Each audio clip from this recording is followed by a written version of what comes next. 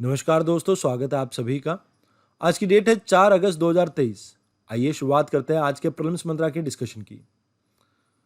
इस आर्टिकल में हम बात करेंगे लोकसभा के एक बिल के बारे में। देखिए, आप सभी को पता होगा कि दिल्ली सर्विस जो है, इसको लेके बड़ा घमासान चल रहा है सेंटर और स्टेट के बीच में। अभी रिसेंट टाइम में जो प्रेसिडेंट साहब हैं, इन्होंने एक ऑर्डिनेंस पास किया था अंडर आर्टिकल 123, जहां पर सुप्रीम कोर्ट के ऑर्डर्स थे जो कि भाई जो सर्विसेज हैं वो दिल्ली गवर्नमेंट के अंडर दे दीजिए आप, उसको नल एंड वॉइड कर दिया था। एक तरह से आप ये कह दीजिए उस ऑर्डर को टोटली रिवर्स कर दिया था। अब उसी के लिए यहां पर लोकसभा में इंट्रोड्यूस किया गया है आपका बिल, क्योंकि ये जो आपके ऑर्डिनेंस होते हैं इनका मैक्सिमम ड्यूरेशन रहता है 6 मंथ 6 वीक का, क्योंकि आपके दो सेशन जो है पार्लियामेंट के उनके बीच में मैक्सिमम 6 महीने का गैप हो सकता है। और जब भी आपके सेशन स्टार्ट होता है उसके 6 वीक के अंदर अगर ऑर्डिनेंस को बिल की फॉर्म में आप इंट्रोड्यूस नहीं करते पार्लियामेंट के अंदर तो वो लैप्स कर जाता है। अब यहां पर चाहे आप लोकसभा में कीजिए चाहे राज्यसभा में कीजिए, और आपको ये बताना पड़ता है कि क्या रीजन था जिसकी वजह से तुरंत ही आपको ये ऑर्डिनेंस लाना पड़ा। तो यहां पर मैक्सिमम ड्यूरेशन रहती है 6 मंथ 6 वीक की। अभी गवर्नमेंट ऑफ इंडिया ने इसको इंट्रोड्यूस किया है लोकसभा में और वहां पर ये पास भी हो गया। अब जब ये राज्यसभा से पास हो जाएगा तो इसके बारे में थोड़ा डिटेल में हम डिस्कस करेंगे, और उस समय हम थोड़ा मेंस के पर्सपेक्टिव से इसे डिस्कस करेंगे। अभी के लिए अपने को इतना ही जानना जरूरी था। अब यहां दूसरे आर्टिकल में बात की जाती है इलाहाबाद हाई कोर्ट की। देखिए, अभी यहां पर ज्ञानव्यापी जो सर्वे होना था उसके अगेंस्ट एक पिटीशन फाइल हुई थी, जिसे ऑलमोस्ट क्रैश कर दिया आपके हाई कोर्ट ने। अब यहां पर जो मॉस्क की टीम है उन्होंने एक बार फिर से सुप्रीम कोर्ट के दरवाजे खटखटाए हैं। तो यहां आपको समझना होगा कि ये आर्टिकल अभी तो इतना इंपॉर्टेंट नहीं है। एक बार सुप्रीम कोर्ट की कोई वर्डिक्ट आ जाती है उसके बाद देख लेंगे कि इसमें से क्या इंपॉर्टेंट पॉइंट निकल के आते हैं। आइए अब बात करते हैं बाकी आर्टिकल्स की। यहां पर सबसे पहले हम बात करेंगे WHO के स्टैंडर्ड्स के बारे में। देखिए, आपको हाल फिलहाल में एक बात पता होगी कि अफ्रीका में हमारे कुछ कफ सिर्फ गए थे। अब उनको पीने के बाद कुछ बच्चों की डेथ हो गई। तो यहां पर भारतीय गवर्नमेंट ने कहा है कि भाई इससे तो हमारी छवि खराब होगी। मतलब जो WHO के गुड्स मैन्युफैक्चरिंग प्रैक्टिसेस के जो स्टैंडर्ड्स हैं आप उनको फॉलो करना स्टार्ट कीजिए। अब यहां पर दो सेगमेंट्स के लिए अलग अलग टाइमलाइन डिसाइड कर दी गई। अगर कोई इन टाइमलाइन के ऊपर अपने आप को कंप्लाई नहीं करता है, मतलब मान लीजिए अगर आपको 6 महीने दिया गया, 1 साल दिया गया, उसके अंदर आप इन स्टैंडर्ड्स को फॉलो नहीं करते तो उस केस में लाइसेंस सस्पेंड हो सकता है और लोगों को मॉनेटरी बेसिस पे पेनल्टीज भी लग सकती है। अगर बात की जाए अभी हाल फिलहाल की, तो भारत में लगभग 10,500 हमारी फार्मा कंपनीज हैं, जिसमें से सिर्फ 2,000 ही ऐसी हैं जो WHO के इन स्टैंडर्ड्स के ऊपर खरी उतरती है। अब यहां आपको पता होना चाहिए कि जो 250 करोड़ से बड़ी फार्मा कंपनी है उनके लिए तो ये गाइडलाइंस 6 महीने के अंदर इंप्लीमेंट करनी होगी, और जो स्मॉल एंड मीडियम स्केल की जो आपकी कंपनीज हैं उनके लिए ये कहा गया है कि आप 1 साल के अंदर इन चीजों को इंप्लीमेंट करेंगे। अब क्या है ये स्टैंडर्ड्स, इनके बारे में भी थोड़ा जान लेते हैं। सबसे पहले समझते हैं कि क्या रिपोर्ट आई आपकी सर्वेज में जिसकी वजह से हमें कुछ चेंजेस करने पड़े। देखिए, सबसे पहले तो यहां पर आपको ये देखने को मिला कि भारतीय फार्मा इंडस्ट्री में टेस्टिंग इतनी ज्यादा नहीं की जाती है रॉ मटेरियल की। अब मान लीजिए कभी कोई रॉ मटेरियल ही फॉल्टी हो और आपने पूरे सभी स्टेप्स वो फॉलो किए कि भाई जहां से दवाई बननी ही ठीक चाहिए थी, बट रॉ मटेरियल आपका अच्छा नहीं था, तो इस वजह से यहां पर दिक्कत आ सकती है उस दवाई में। और यहां पर एक बात और भी आपको ध्यान देनी है, जैसे मान लीजिए अगर एक बार कोई कमी निकल भी आती है प्रोडक्ट के अंदर, तो इंडिया के अंदर क्वालिटी फेलियर इन्वेस्टिगेशन नहीं होती है। तो यह भी एक बहुत बड़ी दिक्कत है, क्योंकि एक बार आपकी कोई दवाई में कमी आई है तो उसको देखना चाहिए, जांचना चाहिए कि क्यों, क्या रीजन थे इसके पीछे, बट ये चीज नहीं देखने को मिलती है। उसके अलावा डिजाइन एंड मैन्युफैक्चरिंग टेस्ट भी यहां पर बहुत कम होते हैं। तो ये भी कुछ प्रॉब्लम देखने को मिलती है इंडिया के अंदर। अब कुछ चेंजेस हम लेके आए हैं जिससे ये चीजें ठीक हो सकती हैं। पहले क्वालिटी सिस्टम को हम इंट्रोड्यूस कर रहे हैं फार्मास्यूटिकल कंपनीज के अंदर, ताकि हम क्वालिटी को मेंटेन कर सके दवाइयों की, और इससे इंडिया का नाम अच्छा होगा। क्योंकि अगर इसी तरह से हमारी दवाइयों से लोग मरने लगे तो हमारी जो जेनरिक मेडिसिन या सस्ती मेडिसिन का जो हमारा टैग है वो हमसे छिन जाएगा, क्योंकि लोग फिर ये कहेंगे कि भाई ये दवाइयां लेके तो बीमारी आती है। तो इस वजह से यहां पर हमें अपनी क्वालिटी के ऊपर फोकस करना होगा। साथ के साथ हमें क्वालिटी रिस्क मैनेजमेंट भी करना होगा। कहने का मतलब यह है कि भाई अगर आपकी जो क्वालिटी में कमी देखने को मिल रही है आपको उसको इंप्रूव करना पड़ेगा हर हाल में, और साथ के साथ प्रोडक्ट की क्वालिटी को भी रिव्यू करना पड़ेगा और अपने इक्विपमेंट्स के ऊपर भी फोकस करना होगा। तो ये कुछ चेंजेस हैं जिसके ऊपर हम फोकस कर रहे हैं। अब यहाँ पर कुछ मैंडेटरी प्रोविजंस भी हैं, जैसे जो आपके WHO के स्टैंडर्ड्स हैं उसके अकॉर्डिंगली सबसे पहले आपको कंप्यूटराइज करना होगा अपने सिस्टम को, ताकि टेम्परेचर, ह्यूमिडिटी, उन सभी को हम कंट्रोल कर सकें जब हम दवाई की मैन्युफैक्चरिंग कर रहे हैं। अब यहाँ एक चीज़ और भी है, देखिए अगर आप अफ्रीका की कंडीशंस देखें, यानी क्लाइमेटिक कंडीशन जो अफ्रीका में है वो टोटली डिफरेंट है इंडिया के मुकाबले। अब कई एरिया में बहुत ज़्यादा गर्मी पड़ती है, सहारा डेजर्ट वाले एरिया में बात करें तो टेम्परेचर काफ़ी हाई है। तो यहाँ पर हम अपनी मेडिसिन की स्टेबिलिटी को चेक करें, हाई ह्यूमिडिटी, टेम्परेचर, इसके अकॉर्डिंगली। अब जब भी ह्यूमिडिटी और टेम्परेचर इंक्रीज या डिक्रीज होती है, इसके अकॉर्डिंगली दवाइयों में कुछ चेंजेस आते हैं, तो हमें उसको कहीं ना कहीं जांचना होगा, ताकि हम ये बता सके कि भाई आप इस दवाई को इस पर्टिकुलर टेम्परेचर पे स्टोर करोगे तभी ये दवाई कारगर है, अदरवाइज ये दवाई खराब हो चुकी है और उसके बाद हमारी जिम्मेवारी नहीं है अगर ये खराब होती है तो हमें कुछ ऐसी चीजें यहाँ पर स्टैंडर्ड्स को डेवलप करने की जरूरत है, ताकि इंटरनेशनल लेवल पे हम अपना नाम ठीक कर सकें। अब यहाँ एक सवाल आ जाता है कि ये जो ड्रग्स हैं, ये जो मेडिसिन हैं, ये कौन सी लिस्ट में आती हैं? तो कॉन्करेंट लिस्ट में आती है शेड्यूल 7 की। यहां पर आपको इतना ही जानना था। आइए अब बात करते हैं अगले आर्टिकल की। इस आर्टिकल में हम दुनाबे वाले पार्ट को देखेंगे, यूक्रेन के। देखिए दुनेब रिवर के बारे में तो आपको पता ही होगा, जो कि ड्रेन करती है आपकी ब्लैक सी के अंदर। अब यहां पर इसका जो ये डेल्टा वाला पार्ट है, यहां पर एक पोर्ट है जहां से ज्यादातर केसेस में ये जो आपका यूक्रेन है अपने ग्रेन्स को विदेशों में एक्सपोर्ट करता था। अब हाल फिलहाल में रशिया ने इस पार्ट में भारी बमबारी की है और इसका रिजल्ट ये है कि जो ग्लोबल ग्रेन प्राइसेस है वो इंक्रीज हो रहे हैं। ये कंटेक्स्ट है, थोड़ा सा एक बार इसके मैप को डिटेल में देख लेते हैं। बात की जाए यूक्रेन की तो ये बॉर्डर शेयर करता है आपके स्लोवाकिया के साथ, then Poland, Belarus, Russia, south में ये आपका ब्लैक सी आ जाता है, देन यहां पर ये आपको थोड़ा बहुत पार्ट रोमेनिया के देखने को मिलता है, एंड ये है आपका मालदोवा, और लास्ट में यहां पर आप याद रखना हंगरी। तो ये कंट्रीज है जिनके साथ यूक्रेन अपना बॉर्डर शेयर करता है। यहां आपको दनीपर रिवर ये देखने को मिलती है और इसी डेल्टिक एरिया में आपको यहां पर इसी पार्ट में ये प्रॉब्लम देखने को मिल रही है, जहां पर रशिया की एयर स्ट्राइक के कारण ग्लोबल सप्लाई चेन जो फूड की है वो डिस्टर्ब हो गई है। यहां आपको एक इंपॉर्टेंट स्ट्रेट देखने को मिलती है, स्ट्रेट ऑफ करेच, जो कि अजोव सी को ब्लैक सी के साथ कनेक्ट करता है। तो यहां इस आर्टिकल में आपको इतना ही जानना था। आइए अब बात करते हैं अगले आर्टिकल की। इस आर्टिकल में हम दो कंट्रीज की लोकेशन को जानेंगे, एक पोलैंड और दूसरा बेलारूस। अभी हाल फिलहाल में बेलारूस के ऊपर ये इल्जाम लगाया पोलैंड ने कि भाई आपने हमारी एयर स्पेस को वायलेट किया है, जिसको सरासर डिनाई करता है आपका बेलारूस। तो ये कंटेक्स्ट था आर्टिकल का, बट यहां थोड़ा बहुत मैप जानना हमारे लिए जरूरी है। अगर बेलारूस की बात की जाए तो इसके नॉर्थ में आपको दो कंट्रीज देखने को मिलती है, एक लुथीनिया, एक लतीविया। अगर ईस्टर्न साइड की बात करें तो रशिया के साथ ये बॉर्डर शेयर करता है, और साउथ में आ जाता है आपका यूक्रेन। इसके अलावा वेस्ट में आपको देखने को मिल जाता है पोलैंड। अब यहां दूसरी कंट्री इंपॉर्टेंट आपकी रही है पोलैंड, तो इसके बारे में आपको याद रखना है, पोलैंड बॉर्डर शेयर करता है आपका रशिया के साथ, ये रशियन टेरिटरी है। देन लुथीनिया, बेलारूस, यूक्रेन, स्लोवाकिया, फिर ये चेक रिपब्लिक आ जाता है, एंड देन दिस जर्मनी। अब यहां पर ये कुछ अपनी मैरीटाइम बॉर्डर भी शेयर करता है। अब जैसे ये एरिया आपको डेनमार्क का पता होना चाहिए। देन यहां पर ये आपका स्वीडन के साथ अपना बॉर्डर शेयर करता है, और थोड़ा बहुत बॉर्डर ये आपका लतीविया के साथ भी शेयर करता है, मैरीन टाइम बॉर्डर। तो यहां इस आर्टिकल में आपको इतना ही जानना था। आइए अब बात करते हैं अगले आर्टिकल की। इस आर्टिकल में हम बात करेंगे जीएसटी काउंसिल के अभी एक रीसेंट डिसीजन के बारे में। देखिए सबसे पहले तो आपको ये बताना चाहिए कि ये एक कॉन्स्टिट्यूशनल बॉडी है जो कि आर्टिकल 279 के अंडर मेंशन की गई है। अब इसके जो चेयरपर्सन है वो रहते हैं आपके फाइनेंस मिनिस्टर, उसके अलावा यूनियन मिनिस्टर ऑफ स्टेट जो आपके फाइनेंस से रिलेटेड डिपार्टमेंट में डील कर रहे हैं वो भी इसके मेंबर रहते हैं। इन दोनों के अलावा आपके जो स्टेट है, स्टेट गवर्नमेंट भी अपने किसी मिनिस्टर को नॉमिनेट कर सकते हैं इस काउंसिल के अंदर।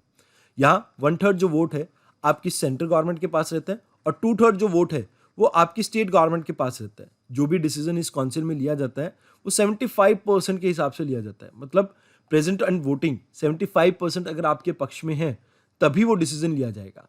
जीएसटी को 101 कॉन्स्टिट्यूशनल अमेंडमेंट एक्ट के साथ 2016 में इंट्रोड्यूस किया गया था, और जैसे ये एक्ट आपका इंट्रोड्यूस हुआ था उसके बाद से कई सारे आपके जो सेंटर और स्टेट के टैक्सेस थे वो इसकी एम्बिट में आ गए थे, जैसे excise duty, service tax, VAT, luxury tax, ये सभी। अब यहाँ आपको ये पता होना चाहिए कि हाल फिलहाल में चाहे आपकी ऑनलाइन गेमिंग हो, कैसीनो हो, हॉर्स राइडिंग हो, इनके सभी के ऊपर गवर्नमेंट ने कहा है कि हम 28% जीएसटी को लिवी करेंगे। अब यहाँ पर मतलब क्या है, जैसे मान लीजिए एक पर्सन है, वो 100 रुपये लेके गया है एक कैसीनो में गेम खेलने के लिए, उस पैसे को लगाकर उसने 300 रुपये यहाँ पर कमाए। अब यहाँ पर गवर्नमेंट ने ये कहा है कि भाई ये जो 100 रुपये है, हम इसके ऊपर 28% टैक्स लेंगे। तो यहाँ पे आपको याद रखना है कि ये जो 100 रुपये है जो इस कैसीनो के पास गए थे, इसके ऊपर जीएसटी लगाने की बात हो रही है। अब ये जो आपका 300 रुपये है, ये 300 रुपये आपका पर्सनल गेन के अंदर आ जाता है। तो यहाँ पर पर्सनल गेन टैक्स जो होता है वो एप्लीकेबल होगा, वो आपका डायरेक्ट टैक्स है और जीएसटी आपका इनडायरेक्ट टैक्स है। तो यहाँ पर आपको याद रखना है कि ये 100 रुपये के ऊपर जीएसटी लग रहा है, इन 300 रुपये के ऊपर नहीं। तो आइए अब बात करते हैं अगले आर्टिकल की। इस आर्टिकल में हम बात करेंगे ऑयल इंपोर्ट के बारे में। देखिए अभी रिसेंट टाइम में जो फेस्टिवल सीजन आ रहा है, इसके कारण हमारी जो रिफाइनरी इंडस्ट्री है वो सोच रही है कि भाई जो हमारा जो एडिबल ऑयल है इसके हम स्टॉक को कहीं ना कहीं इंक्रीज कर लें। अब आप सभी को पता है कि India one of the largest producer है ऑयल का, एडिबल ऑयल का, और सबसे ज़्यादा बड़ा इंपोर्टर भी है, और दूसरे नंबर पे हम सबसे ज़्यादा बड़े कंज्यूमर भी हैं। अब हमारी ऑलमोस्ट जो डिमांड है, जैसे मान लो हम 100 यूनिट हमारे को तेल की ज़रूरत है, तो उसमें से 55 to 60% तो हम इंपोर्ट ही करते हैं, क्योंकि इंडिया के अंदर जो इसका ग्रोइंग एरिया या सोइंग एरिया है वो कम हो चुका है। अब ऐसा मैं क्यों कह रहा हूँ? देखिए इसके पीछे मल्टीपल रीज़न है। जैसे आप एमएसपीज को देखें, एमएसपी गवर्नमेंट अनाउंस सभी के लिए करती है, बट प्रोक्योरमेंट सिर्फ व्हीट एंड राइस की होती है। तो मुझे ये डर रहता है कि भाई अगर मेरी क्रॉप फेल हो गई या कभी कोई बम्पर प्रोडक्शन हो गई, तो उस केस में जो प्राइसेस हैं वो फ्लक्चुएट करेंगे। अब मान लीजिए कुछ एरिया में अगर क्रॉप फेल होती है तो कमी के कारण, डिमांड हाई होने के कारण प्राइसेस इंक्रीज भी हो जाएंगे। बट कई बार ऐसा होता है कि बम्पर प्रोडक्शन हो गई जिसके कारण इनके प्राइसेस क्रैश करके, तो उस समय मेरे को भारी नुकसान हो जाएगा एज अ किसान। तो यहाँ पर मैं चाहता हूँ कि भाई गवर्नमेंट मुझे सपोर्ट प्रोवाइड करे, बट गवर्नमेंट जब इन्हें प्रोक्योर ही नहीं करेगी तो मेरे को सपोर्ट कैसे प्रोवाइड होगा? गवर्नमेंट एमएसपी तो रिलीज करती है, बट जो एपीएमसी मंडी है वो उसको माने तब की बात है ना। तो यहाँ पर आपको ये याद रखना है कि ये जो एमएसपीज हैं इशू तो किए जाते हैं, बट कभी प्रोक्योरमेंट ना होने के कारण जो फार्मर्स हैं वो इस क्रॉप को थोड़ा निगलेक्ट करते हैं। अभी हाल फिलहाल में अगर हम 3 मेजर ऑयल्स की बात करें, पाम ऑयल, सोयाबीन ऑयल और सनफ्लावर ऑयल, तो सबसे ज़्यादा हम इंपोर्ट करते हैं पाम ऑयल को, उसके बाद soybean oil and then sunflower oil. अब यहाँ इस आर्टिकल में क्या कहा गया है? पहली चीज़ तो यहाँ पर यह कही गई है कि जो पाम ऑयल का जो स्टॉक है जो इंडोनेशिया और मलेशिया में पड़ा है, इसको हम कम कर पाएंगे। अब देखिए इससे फ़ायदा क्या है? जैसे मान लो हम किसी कंट्री से कुछ परचेज कर रहे हैं, अब हम कहते हैं कि भाई हमें हर महीने 50 यूनिट आपसे चाहिए, तो यहाँ पर वो लमसम अमाउंट के लिए यहाँ पर वो डील हो सकती है। तो कहीं ना कहीं ये सपोर्ट करेगा हमारे फ्यूचर बेंचमार्क के लिए। साथ के साथ जैसे सोयाबीन की इन्वेंट्री अभी ब्लैक सी एरिया में काफ़ी बढ़ी हुई है। अब ब्लैक सी में अपने लिए अच्छी बात यह है कि रशिया का डोमिनेंस है, तो रशिया अपने पक्ष में है, तो हमारे लिए उस एरिया से सोयाबीन ऑयल को लेके आना थोड़ा इजी है, तो हम वहाँ की इन्वेंट्री को सस्ते दामों पे खरीद सकते हैं। तो ये भी हमारे लिए थोड़ा प्लस का पॉइंट है। तो यहाँ पर इस आर्टिकल में इतना ही कहा गया था। अगर बात की जाए एडिबल ऑयल की, तो आपको ये याद रखना है कि ये ड्राईलैंड एरिया की फार्मिंग क्रॉप है। ड्राईलैंड एरिया क्या होते हैं? देखिए कुछ ऐसे एरिया जहाँ पर आपकी रेनफॉल 75 से लेके 100 सेंटीमीटर के बीच में हो। अब ये ज़्यादातर आपकी खारीफ क्रॉप के तौर पर उगाए जाते हैं। मतलब अभी जो आपका सीजन चल रहा है ये खारीफ का सीजन है, और इसी सीजन में इसे ग्रो किया जाता है, जहाँ पर जून जुलाई में इन्हें सो किया जाता है और हार्वेस्ट किया जाता है अर्ली अक्टूबर में। अब क्योंकि इनकी वाटर रिक्वायरमेंट इतनी ज़्यादा नहीं होती है, तो जितने भी आपके रेन शेडो एरिया हैं उनमें ज़्यादातर में आपको ये देखने को मिलेगा कि इसी की क्रॉपिंग होती है। जैसे एग्जांपल देना चाहूँगा, गुजरात, महाराष्ट्र, कर्नाटका जैसी बेल्ट में ये अच्छी खासी मात्रा में उगाए जाते हैं। तो ये चीज़ें आपको यहाँ पे याद रखनी थी। आइए अब बात करते हैं अगले आर्टिकल की। इस आर्टिकल में हम बात करेंगे कॉन्ट्रेक्चुअल डिस्प्यूट सेटलमेंट स्कीम के बारे में, जिसका नाम रखा गया है विवाद से विश्वास स्कीम 2। अब यहाँ आपको याद रखना है कि जो भी गवर्नमेंट के साथ वेंडर्स के डिस्प्यूट्स चल रहे थे उसको सेटल करना चाहता है गवर्नमेंट 31 दिसंबर से पहले। अब इन्हें कहा गया कि भाई आपका जो भी क्लेम वगैरह है आप उसको हमारे को सबमिट कर दीजिए। अब दूसरी बात यहाँ पे ये आती है कि इसका ऐसा नहीं है कि रातों रात ये डिसीजन लिया गया। यूनियन बजट 2023-24 में इसके बारे में जिक्र किया गया था, जहाँ पर गवर्नमेंट ने कहा था कि भाई हम जो भी हमारे डोमेस्टिक लेवल के कॉन्ट्रेक्चुअल डिस्प्यूट है जहाँ पर गवर्नमेंट एक पार्टी है, हम उनको सेटल डाउन करना चाहते हैं। अब यहाँ पर दो चीज़ें कही गई हैं कि जो कोर्ट अवार्ड्स हैं, मतलब जो कोर्ट से जिनका डिसीजन आ चुका है, उसमें अप टू 85% तक हम पैसे पे कर देंगे। मतलब जो नेट अवार्ड है, जैसे मान लीजिए 100 रुपये का आपका फाइन लगा दिया या आपके कोर्ट ने कहा कि भाई 100 रुपये देने हैं, तो इसमें से 85% तक तो हम पे कर देंगे, यहाँ पर ये कहा गया। और जैसे आर्बिट्रल अवार्ड्स जो हैं, जैसे कई बार मीडिएशंस में चले जाते हैं ना केस, उस केस में यहाँ पर 65% तक रहेगा। तो यहाँ आपको याद रखना है कि भाई गवर्नमेंट चाहते हैं कि भाई ईज ऑफ डूइंग बिजनेस को कैसे हम प्रमोट कर सके, ताकि आने वाले समय में इन्वेस्टमेंट इंडिया के अंदर इंप्रूव हो सके, उसको फोकस में लेते हुए यहाँ पर विवाद से विश्वास स्कीम 2 को लॉन्च किया गया है। तो इस आर्टिकल में आपको इतना ही जानना था। आइए अब बात करते हैं अगले आर्टिकल की। इस आर्टिकल में हम बात करेंगे शुगर केन और शुगर इंडस्ट्री के बारे में। सबसे पहले आपको शुगर के बारे में बता दूं कि शुगर एक आपकी ड्राईलैंड फार्मिंग की क्रॉप है। वैसे तो ड्राईलैंड नहीं बोलूंगा, बट फिर भी आप ये मान के चलें कि इसको ज़्यादा पानी की रिक्वायरमेंट नहीं रहती है। अगर किसी एरिया में ह्यूमिडिटी अच्छी है, टेम्परेचर थोड़ा ठीक भी है, वहाँ पर भी ये उग सकती है, क्योंकि इसको रेनफॉल जनरली 75 से लेकर 100 सेंटीमीटर के बीच में चाहिए होती है। साथ के साथ जो टेम्परेचर रिक्वायर्ड होता है इस क्रॉप के लिए वो है 21 से 27 डिग्री के बीच में। अब ज़्यादा टेम्परेचर होगा तो जो वाटर कंटेंट है या जूस का कंटेंट है आपके शुगर केन के अंदर, वो डिक्रीज होता है। तो इस वजह से ज़्यादा गर्मी वाले इलाकों में ये नहीं उगते हैं। इनके लिए रिच एंड लूमी सॉइल आपको ज़रूरत होती है और जनरली ट्रॉपिकल एरियाज में ये अच्छी उगती हैं। अब ये तो बात हुई शुगर केन की, बट यहाँ पर आपको पता होना चाहिए कि भाई शुगर केन को प्रोक्योर किया जाता है इंडस्ट्रीज के द्वारा। अब ये किया जाता है फेयर एंड रिम्यूनरेटिव प्राइसेस के अकॉर्डिंगली। अब फेयर एंड रिम्यूनरेटिव प्राइसेस क्या होता है? जैसे आपने एमएसपी के बारे में सुना है, मिनिमम सपोर्ट प्राइस, ऐसे ही फेयर एंड रिम्यूनरेटिव प्राइसेस होती है, जहां पर ये डिसाइड किया जाता है या एडवाइस किया जाता है आपके commission for agriculture cost and price के द्वारा। इसके बाद अप्रूवल दिया जाता है इसके लिए कैबिनेट कमेटी के द्वारा। अब यहाँ आपको याद रखना है कि ये जो कमीशन है ये आपका एडवाइजरी बॉडी है, जो कि मिनिस्ट्री ऑफ एग्रीकल्चर के अंडर आता है। अगर बात की जाए फेयर एंड रिम्यूनरेटिव प्राइस, ये वो मिनिमम प्राइस है जो शुगर मिल ओनर्स को पे करना होता है फार्मर्स को। अभी ये आर्टिकल का कंटेक्स्ट क्या है? देखिए, हाल फिलहाल में शुगर प्रोडक्शन जो है हमारा 2023-24 के लिए वो रहने वाला है 317 लाख टन, हम ये एक्सपेक्ट कर रहे हैं। बट पिछले साल अगर हम बात करें, जो डाइवर्जन के बाद हमारी प्रोडक्शन रहा था वो लगभग 328 लाख टन रहा था। अब पहले की तुलना में जो प्रोडक्शन है हमारा थोड़ा सा डिप किया है 11 लाख टन के आसपास।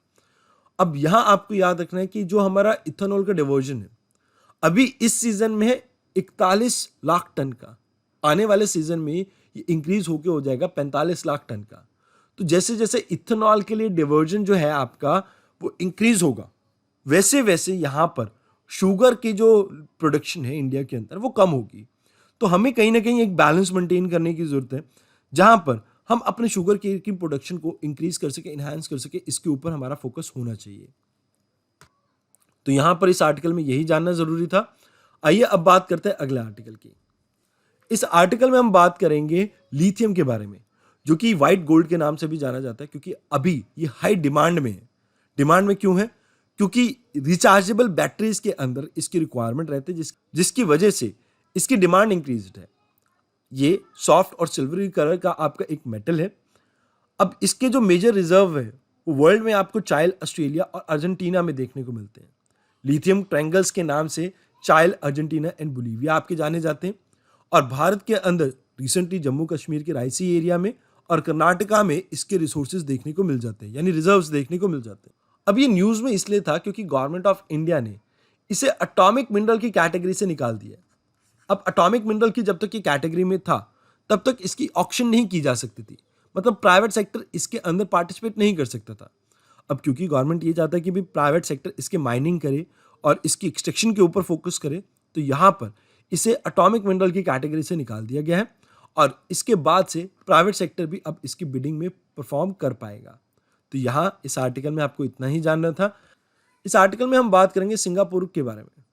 आपका जो सिंगापुर है ना वो कुछ इस एरिया में लोकेटेड। यहाँ आपको याद रखना है कि ये जो सिंगापुर स्टेट है ये इंडोनेशिया और इसको अलग करता है। अगर मलेशिया से इसकी दूरी की बात की जाए तो मलेशिया और सिंगापुर को अलग करता है आपका स्टेट ऑफ जौहर।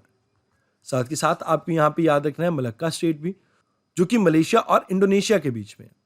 अब यहाँ सिंगापुर अपना बॉर्डर किस किस के साथ शेयर करता है, तो एक कंट्री याद रखना मलेशिया नॉर्थ में है इसके, साउथ में आपको देखने को मिल जाता है इंडोनेशिया, देन यहाँ पर आपको ब्रुनेई देखने को मिल जाता है। ये मेजर कंट्रीज हैं जो इसके आसपास देखने को मिलती हैं आपको। तो इस आर्टिकल में आपको इतना ही जानना था। अगर आपको हमारे हैंड रिटन नोट्स को डाउनलोड करना है तो आप इस QR कोड को स्कैन कर सकते हैं। हमारे टेलीग्राम चैनल का नाम है UPSC मंच। तो आज की इस वीडियो में इतना ही, धन्यवाद।